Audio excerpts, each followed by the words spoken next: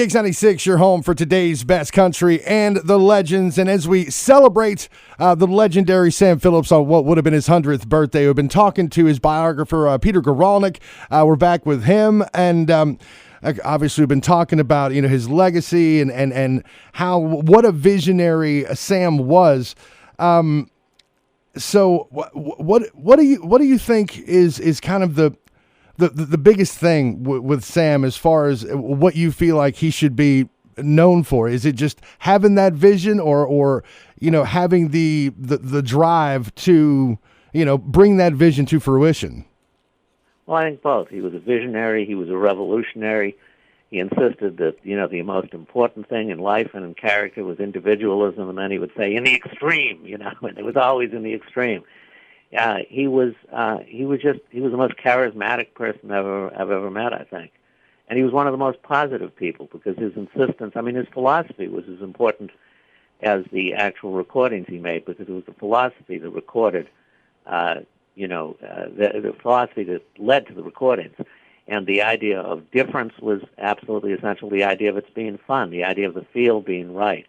On every level, he pursued what he truly believed in, and if he didn't believe in it, he wasn't going to do it. He just said, if it ain't fun, it ain't worth doing. And that's what really the legacy, I think, of his music is. It brought so much exuberance, so much joy, so much meaning to the world. But the thing is, you can't listen to it and walk away from it all depressed, even on the deepest blues, and he recorded some of the deepest blues, Moaning at Midnight, by Howlin' Wolf, How Many More Years. Just some of the greatest blues was ever recorded, but it was always intended to convey the vitality of the human spirit.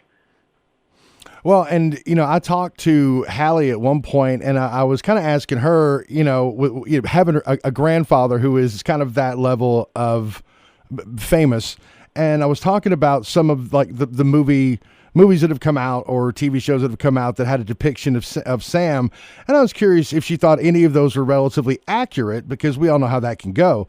And no. She mentioned the only one she thought was even close was Walk the Line, and just in the scene where he's talking to Joaquin Phoenix, who's playing Johnny Cash, and the speech he gives about, look, if that's your song, I got nothing for you. I need to hear what's in your soul. I don't, this is not going to do it. Play me your song.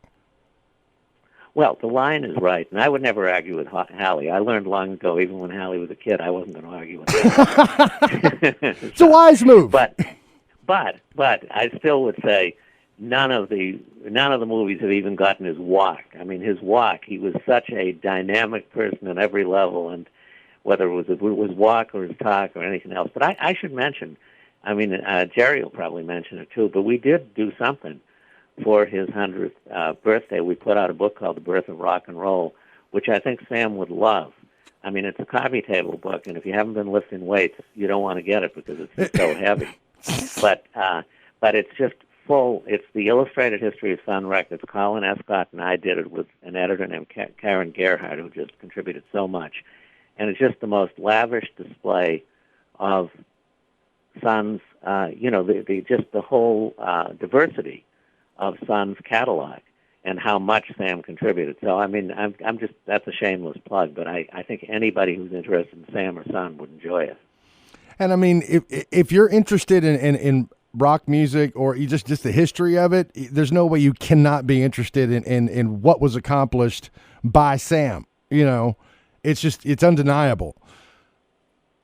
Yeah, no. I don't think there's anybody who makes music of any kind who hasn't been touched by Sam's contributions. Jerry Wexler, who's the vice president of Atlantic Records, he and Ahmet Ertegun were the co-runners of Atlantic Records. He said in just a single decade, which was really the length of time that Sam devoted to the label, in a single decade he produced a millennium of great music, and that's true.